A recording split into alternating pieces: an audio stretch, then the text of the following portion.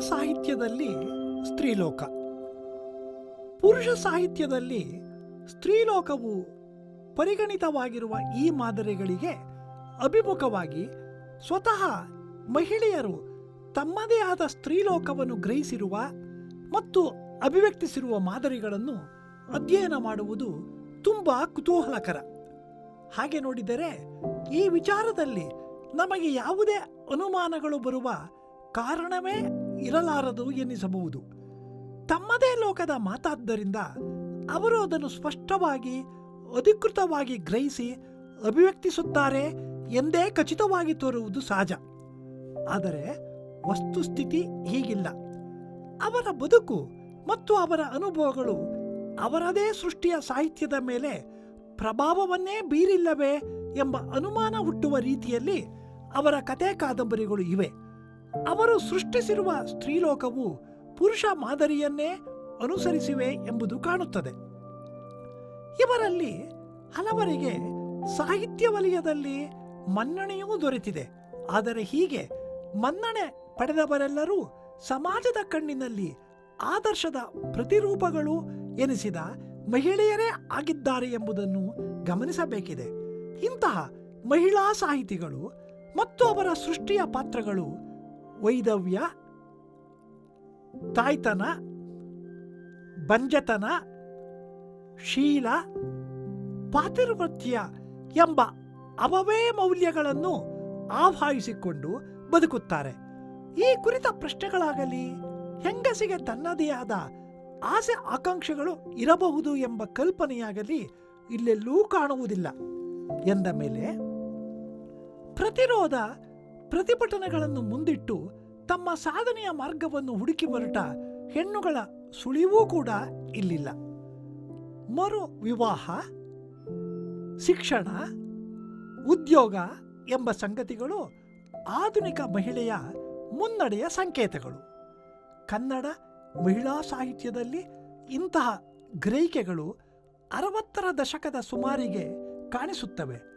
ಆದರೆ ಆಗಲೂ ಅವು ಸ್ವಂತದ ಚಿಂತನೆಗೆ ತೊಡಗಿದ್ದು ಕಾಣುವುದಿಲ್ಲ. ಮತ್ತು ಈ ಗ್ರಹಿಕೆಗಳು ಅವರ ಅಭಿವ್ಯಕ್ತಿಗಳಲ್ಲಿ ಆದ್ಯತೆಯನ್ನೂ ಪಡೆಯುವುದಿಲ್ಲ. ಬದಲಿಗೆ ಅವರ ಈ ಎಲ್ಲ ಗ್ರಹಿಕೆಗಳು ಪುರುಷ ಚಿಂತನೆಯ ಹಾದಿಯನ್ನೇ ಹಿಡಿಯುತ್ತವೆ. ಹಾಗಾಗಿ ಅವಳಿಗೆ ನಿಗದಿತವಾದ ದೈನಂದಿನ ಕರ್ತವ್ಯಗಳ ಎದುರು ಅವಳ ಈ ಸಣ್ಣ ಪುಟ್ಟ ಹೆಜ್ಜೆಗಳು ಕೂಡ ತಡವರಿಸಿ ಸೋಲುವುದೇ ಹೆಚ್ಚು. ಅವಳಿಗೆ ನಿಗದಿತವಾದ ಕರ್ತವ್ಯಗಳ ಕಡೆಯೇ ಅವಳ ಆದ್ಯ ಗಮನ, ಉಳಿದಿದ್ದೆಲ್ಲವೂ ಆಮೇಲೆ. ಮುನ್ನಡೆಯ ಕನಸುಗಳು ಕರ್ತವ್ಯಗಳೊಂದಿಗೆ ಪೈಪೋಟಿಗೆ ಇಳಿಯಲಾರವು. ತ್ರಿವೇಣಿಯವರ ಸಾಹಿತ್ಯ ಲೇಖಕಿಯರ ಈ ಚಿಂತನಾ ವಿಧಾನದಲ್ಲಿ ಅಲ್ಪ ಸ್ವಲ್ಪ ಚಲನೆ ಸಾಧ್ಯವಾದದ್ದು ತೀರಾ ತಡವಾಗಿಯೇ. ಜಾಗತಿಕ ನೆಲೆಯ ಲೇಖಕಿಯರಲ್ಲೂ ಹೀಗೆಯೇ ಆದದ್ದು. ಸ್ತ್ರೀವಾದಿ ಚಿಂತನೆ ಹಾಗೂ ಚಳುವಳಿಗಳು ತೀವ್ರತೆಯನ್ನು ಪಡೆದ ಮೇಲೆಯೇ ಅಲ್ಲಿನ ಸಾಹಿತ್ಯದಲ್ಲಿಯೂ ಅದರ ಪ್ರಭಾವ ಕಾಣಿಸಿಕೊಂಡಿದ್ದು. ಕನ್ನಡದಲ್ಲಿ ಆಧುನಿಕ ಮಹಿಳೆಯ ಮುನ್ನಡೆಯ ಸಂಕೇತಗಳನ್ನು ಚಿತ್ರಿಸಲು ಪ್ರಾರಂಭಿಸಿದವರಲ್ಲಿ ತ್ರಿವೇಣಿಯವರು ಮೊದಲಿಗರು. ಅವರು ತಮ್ಮ ಕಾಲಕ್ಕೆ ಈ ಬಗೆಯ ತುಡಿತವನ್ನು ಅಭಿವ್ಯಕ್ತಿಸಲು ಯತ್ನಿಸಿದ್ದೇನೋ ಇದೆ. ಅವರ ಅಪಸ್ವರ ಮತ್ತು ಅಪಜಯ ಎಂಬ ಕಾದಂಬರಿಗಳು ಒಂದು ಹೆಜ್ಜೆ ಮುಂದಿಡಲು ಹೊರಡುವ ಮಹಿಳೆಯ ಗತಿ ಏನಾದೀತು ಎಂಬುದರ ವಾಸ್ತವವನ್ನು ಹಿಡಿದಿಡುತ್ತವೆ. ಕುಟುಂಬ, ಗಂಡ, ಮಕ್ಕಳು, ಸಂಸಾರ ಎಂಬ ಗೆರೆಗಳ ಆಚೆಗೆ ಇರುವ ಅವಕಾಶಗಳನ್ನು ಎಟಕಿಸಿಕೊಳ್ಳಲು ಯತ್ನಿಸುವ ಮೀರಾಳನ್ನು ಅವರು ಸೃಷ್ಟಿಸಿದರು. ಮೀರಾ ಡಾಕ್ಟರ್ ಆಗಲು ಬಯಸಿದಳು. ಆದರೆ ಕುಟುಂಬದ ಹಿತಕ್ಕೆ ಧಕ್ಕೆ ಆಗದಂತೆ ಆ ಗುರಿಯನ್ನು ಸಾಧಿಸಲು ಪ್ರಯತ್ನಿಸಿದಳು. ಅದಕ್ಕಾಗಿ ಅವಳದು ಸೌಮ್ಯವಾದ ಪ್ರತಿರೋಧವನ್ನಷ್ಟೇ ಒಡ್ಡುತ್ತಾಳೆ. ಗಂಡನಿಗೆ ಇನ್ನೊಂದು ಮದುವೆ ಮಾಡಿಸುವ ತ್ಯಾಗಕ್ಕೂ ಅವಳು ಸಿದ್ಧಳೆ. ಆದರೆ ಪ್ರಸ್ತುತದ ಸಮಾಜದಲ್ಲಿ ಇಂತಹ ಯತ್ನಗಳು ಆರಂಭಕ್ಕೆ ಅಪಸ್ವರವನ್ನು ಹೊರಡಿಸುತ್ತವೆ. ಅಪಜಯಗಳಾಗಿ ಕೊನೆಗೊಳ್ಳುತ್ತವೆ. ಪ್ರಧಾನಧಾರೆಯ ಸಾಹಿತ್ಯ ವಿಮರ್ಶೆಗಳು ಮಹಿಳಾ ಸಾಹಿತ್ಯವನ್ನು ಕುರಿತು ಮಹಿಳೆಯರ ಸೃಜನಶೀಲತೆಗೆ ಪಾತ್ರಗಳನ್ನು ಸಕಾರಾತ್ಮಕವಾಗಿ ಬೆಳೆಸುವ ಸಾಮರ್ಥ್ಯ ಇರುವುದಿಲ್ಲ ಎಂದು ಸಾಮಾನ್ಯೀಕರಿಸಿ ಟೀಕಿಸುವುದು ಇದೆ.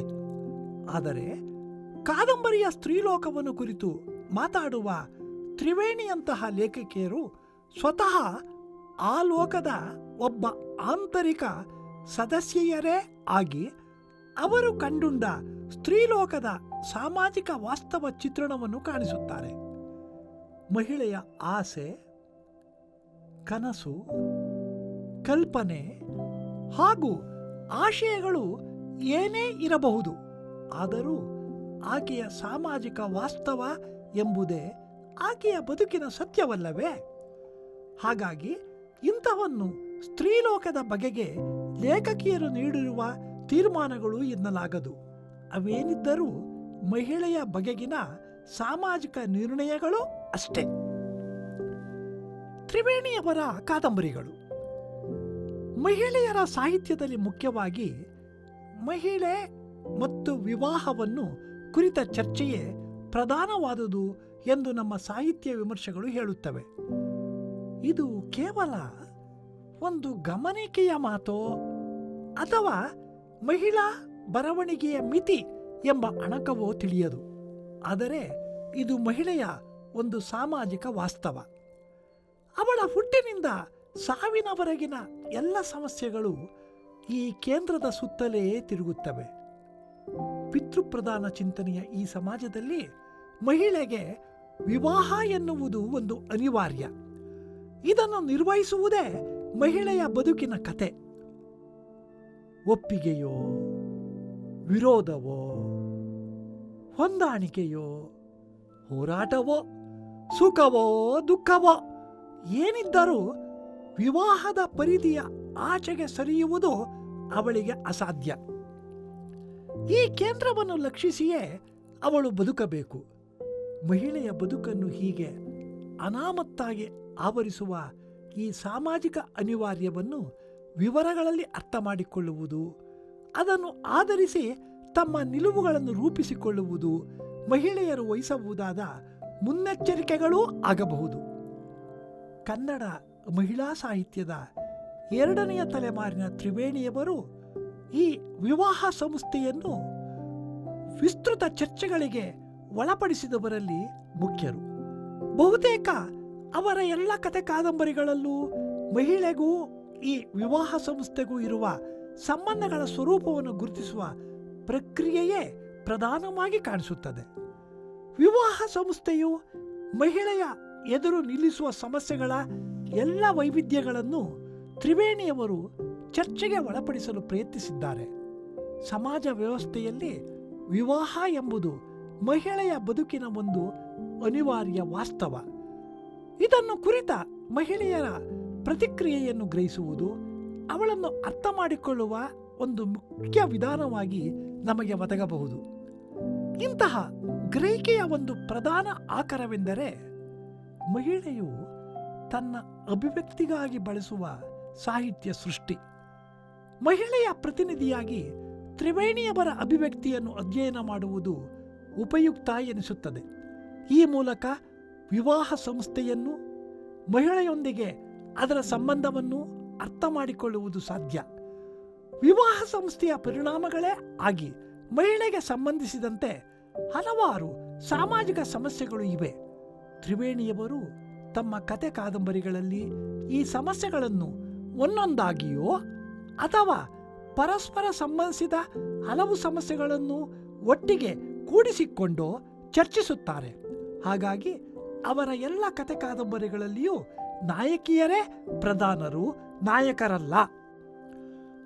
ಆಧುನಿಕ ಯುಗದ ಆರಂಭವೆಂದು ಶ್ರೀಯವರ ಇಂಗ್ಲಿಷ್ ಗೀತೆಗಳನ್ನು ಗುರುತಿಸಲಾಗುತ್ತದೆ. ಇದು 1921ರಲ್ಲಿ ಪ್ರಕಟವಾದದ್ದು. 1920ರಿಂದ 1945ರವರೆಗಿನ ಈ ಆರಂಭ ಕಾಲವನ್ನು ನವೋದಯ ಎಂದು ಕರೆಯುವುದಿದೆ. ಈ ಅವಧಿಯಲ್ಲಿ ಸಾಮಾಜಿಕ ಚಿಂತನೆ ಎಂಬುದು ರಾಷ್ಟ್ರಭಕ್ತಿ, ಕನ್ನಡ ಬಾವುಟ, ಪ್ರಕೃತಿಯ ಆರಾಧನೆ, ನಯಾ ನಾಜೂಕಿನ ಕೌಟುಂಬಿಕ ಸಂಬಂಧಗಳು, ಸಾಮಾಜಿಕ ಮೌಲ್ಯಗಳು, ಆದರ್ಶಗಳು ಎಂಬ ಬಗೆಯ ಭಾವನಾತ್ಮಕ ಎಳೆಗಳನ್ನು ಹಿಡಿದು ಸಾಗಿತ್ತು. ಕನ್ನಡ ಸಾಹಿತ್ಯ ಮಾರ್ಗವು ಆಗಷ್ಟೇ ಇಂಗ್ಲಿಷ್ ಓದು, ಶಿಕ್ಷಣ, ನಾಗರಿಕತೆಗಳಿಗೆ ಒಲಿದು ಹೊಸ ಜಾಡನ್ನು ನಿರ್ಮಿಸಿಕೊಳ್ಳುತ್ತಾ ಸಾಗಿತ್ತು. ಈ ಹೊಸ ಜಾಡಿನಲ್ಲಿ ಜಗತ್ತಿನ ಸೌಂದರ್ಯವನ್ನು ಆಸ್ವಾದಿಸುವುದು ಮುಖ್ಯವಾಗಿತ್ತು. ಸಮಾಜದ ವಿಕೃತಿಗಳು, ಸುತ್ತಲಿನ ಅನ್ಯಾಯ ಇಂಥವನ್ನು ಕಂಡಾಗ ಸೂಕ್ತ ಮಾರ್ಗದರ್ಶನವನ್ನು ನೀಡುವುದು ತನ್ನ ಹೊಣೆ ಎಂದು ಸಾಹಿತ್ಯವು ಭಾವಿಸಿತ್ತು. 1945ರ ವೇಳೆಗೆ ನವೋದಯಕ್ಕೆ ಪ್ರತಿಭಟನೆಯಾಗಿ ಸಾಮಾಜಿಕ ಪ್ರಗತಿಯ ಮಾತು ಕೇಳಿಬರತೊಡಗಿತ್ತು. ಸಾಮಾಜಿಕ ವಾಸ್ತವತೆಯನ್ನು ಸಾಹಿತ್ಯವು ಅಭಿವ್ಯಕ್ತಿಸಬೇಕು.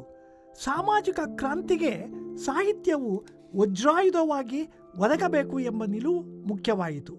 ಆದರೆ ಇದರ ಜೊತೆಯಲ್ಲೇ ನವೋದಯದ ದಾಟಿಯ ಬರವಣಿಗೆಯೂ ಮುಂದುವರೆದಿತ್ತು. ತ್ರಿವೇಣಿಯವರು 1948ರ ವೇಳೆಗೆ ಬರೆಯತೊಡಗಿದ್ದರು. ನವೋದಯ ಸಾಹಿತ್ಯದ ಭಾವನಾತ್ಮಕ ಎಳೆಗಳು ಹಾಗೂ ಪ್ರಗತಿ ಸಾಹಿತ್ಯದ ಸಾಮಾಜಿಕ ವಾಸ್ತವತೆಗಳು ಎಂಬ ನಿಲುವುಗಳಲ್ಲಿ ತ್ರಿವೇಣಿಯವರ ಆಯ್ಕೆ ಯಾವುದಾಯಿತು ಎಂಬುದು ಕುತೂಹಲಕರ ಪ್ರಶ್ನೆ. ಹೆಣ್ಣಿನ ಪ್ರೀತಿ, ಪ್ರೇಮ ಎಂಬ ಸನ್ನಿವೇಶಗಳಲ್ಲಿ ಅವರು ಹೆಚ್ಚು ರೊಮ್ಯಾಂಟಿಕ್ ವಿವರಗಳಿಗೆ ಹೋಗುತ್ತಾರೆ. ಹಾಗೆಯೇ ವಿವಾಹ ಎಂಬ ಸಂಸ್ಥೆಯಿಂದಾಗಿ ಹೆಣ್ಣು ಎದುರಿಸುವ ಸಮಸ್ಯೆಗಳನ್ನು ಚರ್ಚಿಸುವಾಗ ಸ್ವಲ್ಪ ಮಟ್ಟಿಗೆ ಸಾಮಾಜಿಕ ವಾಸ್ತವತೆಯನ್ನು ಜೊತೆಗೆ ಆ ಕುರಿತು ಹೆಣ್ಣಿನ ವಿರೋಧವನ್ನು ಚಿತ್ರಿಸುತ್ತಾರೆ. ಈ ವಿರೋಧ ಕ್ರಾಂತಿಯ ಸ್ವರೂಪದ್ದಲ್ಲ ಎಂಬುದು ಬೇರೆ ಮಾತು. ತ್ರಿವೇಣಿಯವರು ತಮ್ಮ 20ನೆಯ ವಯಸ್ಸಿನಲ್ಲಿ ಕತೆ ಕಾದಂಬರಿಗಳನ್ನು ಪ್ರಕಟಿಸಲು ಆರಂಭಿಸಿದ್ದರು. ಅವರ ಕೊನೆಯ ಹಾಗೂ ಅಪೂರ್ಣ ಕಾದಂಬರಿ ಅವಳ ಮಗಳು ಪ್ರಕಟವಾದದ್ದು 1963ರಲ್ಲಿ. ಈ ಚಿಕ್ಕ ಅವಧಿಯಲ್ಲಿ ಕೇವಲ 35ರ ವಯಸ್ಸಿನ ತ್ರಿವೇಣಿ ಸುಮಾರು 20 ಕಾದಂಬರಿಗಳನ್ನು, 42 ಸಣ್ಣ ಕಥೆಗಳನ್ನು ಬರೆದಿದ್ದರು. ಈ ಸಣ್ಣ ಕಥೆಗಳು 3 ಸಂಕಲನಗಳಲ್ಲಿ ಬಂದಿದ್ದವು. ಆದರೆ ತ್ರಿವೇಣಿಯವರು ಇಷ್ಟೆಲ್ಲ ಸಾಧನೆಗಳನ್ನು ಮಾಡಿದ್ದರೂ ನಮ್ಮ ಸಾಹಿತ್ಯ ಚರಿತ್ರೆ ಅಥವಾ ವಿಮರ್ಶೆಗಳು ಅವರನ್ನು ಗಂಭೀರವಾಗಿ ನೋಡಲೇ ಇಲ್ಲ. ಹಾಗೆ ನೋಡಿದರೆ ಈ ಮಾತು ಇಡೀ ಮಹಿಳಾ ಸಾಹಿತ್ಯಕ್ಕೆ ಅನ್ವಯವಾಗುತ್ತದೆ. ಅದೇನೇ ಇರಲಿ, ಮಹಿಳಾ ಅಧ್ಯಯನದ ಹಲವು ಮಗ್ಗಲುಗಳಿಗೆ ಮಹಿಳೆಯರಿಂದ ರಚಿತವಾಗುವ ಸಾಹಿತ್ಯವು ಒಂದು ಪ್ರಧಾನ ಆಕರವಾಗುವ ಸಾಧ್ಯತೆ ಇದೆ. ಇಲ್ಲಿ ಅಂತಹ ಒಂದು ಆಕರವಾಗಿ ತ್ರಿವೇಣಿಯವರು ತಮ್ಮ ಕತೆ ಕಾದಂಬರಿಗಳಲ್ಲಿ ಕಟ್ಟಿಕೊಡುವ ಹೆಣ್ಣು ಲೋಕವನ್ನು ಗ್ರಹಿಸುವ ಆಸಕ್ತಿ ಇದೆ. ಅವರ ಕತೆ ಕಾದಂಬರಿಗಳಲ್ಲಿ ಹೆಣ್ಣಿನ ಸಾಮಾಜಿಕತೆಯ ಸ್ವರೂಪ, ಅವಳ ಮನೋಲೋಕ ಹಾಗೂ ಅವಳ ಬದುಕಿನ ಕೇಂದ್ರಬಿಂದು ಎನಿಸುವ ವಿವಾಹ ಸಂಸ್ಥೆಗಳನ್ನು ಕುರಿತ ಚಿತ್ರಣಗಳನ್ನು ಕಾಣಬಹುದು. ಇವುಗಳನ್ನು ಅಧ್ಯಯನ ಮಾಡುವ ಮೂಲಕ ತ್ರಿವೇಣಿಯವರು ಹೆಣ್ಣು ಲೋಕವನ್ನು ಗ್ರಹಿಸಿರುವ ಮಾದರಿಯನ್ನು ಗುರುತಿಸಬಹುದು. ಇದಕ್ಕೆ ಮೊದಲು ಸ್ವತಃ ತ್ರಿವೇಣಿಯವರ ಸಾಮಾಜಿಕ ಹಿನ್ನೆಲೆಯನ್ನು ಗಮನಿಸುವುದು ಅಗತ್ಯ. ಅವರು ನವೋದಯದ ಭಾವನಾಲೋಕದವರು. ಆಕೆ ಜನಿಸಿದ್ದು ಮಧ್ಯಮ ವರ್ಗದ ವಿದ್ಯಾವಂತ ಬ್ರಾಹ್ಮಣ ಕುಟುಂಬದಲ್ಲಿ. ಸಾಹಿತ್ಯಕ ಪರಿಸರದಲ್ಲಿ ಬೆಳೆದ ಆಕೆಗೆ ನವೋದಯದ ಸಾಹಿತಿಗಳ ಅವರ ಸಾಹಿತ್ಯದ ಪರಿಚಯ ಚೆನ್ನಾಗಿಯೇ ಇತ್ತು. ಜೊತೆಗೆ ಅವರು ಇಂಗ್ಲಿಷ್ ಕೃತಿಕಾರರ ಕೆಲವು ಮುಖ್ಯ ಕೃತಿಗಳನ್ನೂ ಓದಿದ್ದರು. ಹಾಗೆಯೇ ಅವರು ಬರೆಯಲು ತೊಡಗಿದ್ದ ಕಾಲಕ್ಕೆ ಸಾಹಿತ್ಯ ಲೋಕದಲ್ಲಿ ಪ್ರಗತಿಶೀಲ ಸಾಹಿತ್ಯದ ಬಿರುಸು ಇತ್ತು. ಇದು ಅವರನ್ನು ಹೊಸ ಚಿಂತನೆಗೆ ಹಚ್ಚಿರಬಹುದು. ಹೊಸದಾಗಿ ಮಹಿಳೆಯರಿಗೆ ದಕ್ಕಲು ತೊಡಗಿದ್ದ ಶಿಕ್ಷಣದ ಅವಕಾಶ, ಬದಲಾಗುತ್ತಿದ್ದ ಸಾಮಾಜಿಕ ಸಂಗತಿಗಳೂ ಕೂಡ ತ್ರಿವೇಣಿಯವರು ಹೆಣ್ಣು ಲೋಕವನ್ನು ನೋಡುವ ಬಗೆಯನ್ನು ರೂಪಿಸಿರಲು ಸಾಧ್ಯ. ಇಷ್ಟು ಹಿನ್ನೆಲೆಯ ತ್ರಿವೇಣಿಯವರು ಈ ಹೆಣ್ಣು ಲೋಕವನ್ನು ಪ್ರಜ್ಞಾಪೂರ್ವಕವಾಗಿ ಕಟ್ಟಿರುವರೇ? ಅವರ ನಾಯಕಿಯರು ಸಾಮಾಜಿಕ ವಾಸ್ತವವನ್ನು ಪ್ರತಿನಿಧಿಸುವವರೇ ಎಂಬ ಚರ್ಚೆಗಳು ಸಾಧ್ಯವಾದೀತು. ಇದೆಲ್ಲ ಏನೇ ಇದ್ದರೂ ಪಿತೃಪ್ರಧಾನತೆಯ ಮಾದರಿಗಿಂತಲೂ ಭಿನ್ನವಾಗಿ ಹೆಣ್ಣು ಲೋಕವನ್ನು ನೋಡುವುದು ಅವರಿಗೆ ಸಾಧ್ಯವಾಗಿದೆಯೇ ಎಂಬುದು ನಮ್ಮ ಮುಖ್ಯ ಆಸಕ್ತಿಯ ಹಾಗೂ ಕುತೂಹಲದ ಪ್ರಶ್ನೆ. ತ್ರಿವೇಣಿಯವರ ಕಾದಂಬರಿಗಳ ಲೋಕದ ಮೊದಲ ಓದು ನಮಗೆ ಅದೊಂದು ಕಲ್ಪಿತ ಲೋಕ ಎಂಬುದನ್ನು ತೋರಿಸಿಕೊಡುತ್ತದೆ. ಒಂದೆರಡು ಕೃತಿಗಳನ್ನು ಬಿಟ್ಟರೆ ಅವರು ವಾಸ್ತವ ಅನುಭವಗಳ ಉಗ್ರಾಣಕ್ಕೆ ಕೈಯಿಟ್ಟು ಅಲ್ಲಿಂದ ಸಾಮಗ್ರಿಯನ್ನು ಹೆಕ್ಕಿ ತಮ್ಮ ಕಾದಂಬರಿಗಳ ಲೋಕವನ್ನು ಸೃಷ್ಟಿಸುವ ಮಾರ್ಗವನ್ನು ಆಯ್ಕೆ ಮಾಡಿಕೊಳ್ಳಲಿಲ್ಲ. ತ್ರಿವೇಣಿಯವರ ಕಾದಂಬರಿಗಳ ಜಗತ್ತು ನಿರ್ದಿಷ್ಟ ಉದ್ದೇಶಗಳಿಗಾಗಿ ನಿರ್ಮಾಣಗೊಂಡದ್ದು. ಹಾಗಾಗಿ ಅಲ್ಲಿ ಕಥಾವಿನ್ಯಾಸವೇ ಮುಖ್ಯ. ಅಲ್ಲಿನ ಪಾತ್ರಗಳು ನಿರ್ದಿಷ್ಟ ವರ್ತನೆ, ಸ್ವಭಾವ, ಲಕ್ಷಣಗಳನ್ನು ಹೊಂದಿರುತ್ತವೆ. ಕಥಾವಿನ್ಯಾಸದಲ್ಲಿ ಸೂಚಿತವಾಗುವ ಸಾಧ್ಯತೆಗಳನ್ನು ಪಾತ್ರಗಳು ಪ್ರಕಟಿಸುತ್ತಾ ಹೋಗುತ್ತವೆ. ಅಂದರೆ ಪಾತ್ರಗಳ ಮೂಲಕ ಮನುಷ್ಯನ ಅಂತರಂಗದ ಜಗತ್ತಿನ ಅನೂಹ್ಯಗಳನ್ನು ಶೋಧಿಸುವುದು ತ್ರಿವೇಣಿಯವರ ಮುಖ್ಯ ಗುರಿಯಲ್ಲ. ಆದರೂ ಪಾತ್ರಗಳಿಗೆ ಇಂತಹ ಅನೂಹ್ಯ ಆಯಾಮವೊಂದು ಇರುತ್ತದೆ ಎಂಬುದು ಅವರಿಗೆ ತಿಳಿದಿತ್ತು. ಹಾಗಾಗಿಯೇ ಅವರು ನಮ್ಮ ಜ್ಞಾನ ವಲಯಗಳಲ್ಲಿ ಪ್ರವೇಶಿಸಿದ್ದ ಮನೋವಿಜ್ಞಾನವನ್ನು ನಂಬಿ ಆ ಅನೂಹ್ಯ ಜಗತ್ತನ್ನು ಕಾಣಲು ಯತ್ನಿಸಿದರು.